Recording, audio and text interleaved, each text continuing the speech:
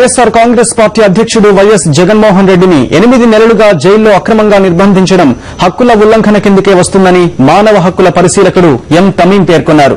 ఈ విషయంలో తక్షణమే జోక్యం చేసుకుని హక్కుల ఉల్లంఘనను అడ్డుకోవాలని కోరుతూ అంతర్జాతీయ మానవ హక్కుల హైకమిషనర్ నవనీతం పిళ్లేకి ఆంధ్రప్రదేశ్ పరిశీలకుల తరపున తమీం ఇటీవల వినతిపత్రం అందజేశారు.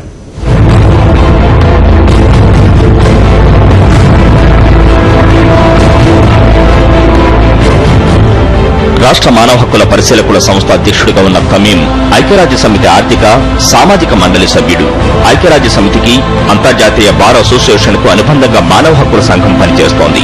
మానవ హక్కుల deputy high commissioner Kyung Wha Kang, assistant secretary general Ivan Simonovic, ఐక్యరాజ్య సమితి సెక్రటరీ జనరల్ బాన్ కి మూన్ ప్రత్యేక సలహాదారుడు కిమ్ వాన్ సోలకు కూడా ఆంధ్రప్రదేశ్ లో పరిస్థితులను వివరించినట్లు తమీం ఒక ప్రకటనలో తెలిపారు.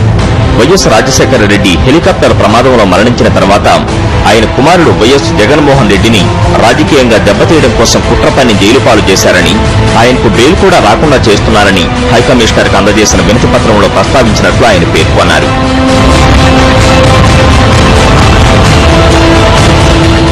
ఎనిమిది నెలలకు కూడా విచారణ పూర్తి చేయకుండా ఒక వ్యక్తిని జైల్లో నిర్బంధించడాన్ని సమర్థించుకునేందుకు సీబీఐ దగ్గర ఎలాంటి సమాధానం లేదని తెలిపారు.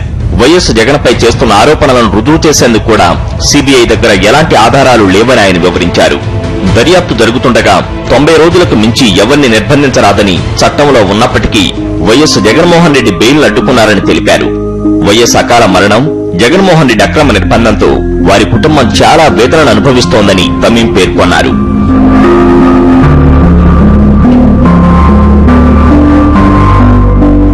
వైఎస్ జగన్మోహన్ రెడ్డి అరెస్ట్ అక్రమం అంటూ సుమారు 2 కోట్ల మంది సంతకాలు చేయడం, వాటిని రాష్ట్రపతికి పంపించడం గురించి కూడా వినతి పత్రంలో ప్రస్తావించామన్నారు. మానవ హక్కుల పరిశీలకులు రాష్ట్ర వ్యాప్తంగా సర్వే నిర్వహించారని, వైఎస్ జగన్మోహన్ రెడ్డి విషయంలో మానవ హక్కుల ఉల్లంఘన జరిగినట్టు నిర్ధారించుకున్నారని తమీం వెల్లడించారు. కోట్లాది మంది మద్దతు ఉన్న యువ నాయకుడికి ఇప్పటికైనా న్యాయం జరగకపోతే రాష్ట్ర వ్యాప్తంగా నిరసన ప్రదర్శనలు వెల్లువెత్తే అవకాశం ఉందని, వాటి వల్ల శాంతి భద్రతలకు విఘాతం కలిగే అవకాశం ఉందని ఆ వినతి పత్రంలో వివరించామన్నారు.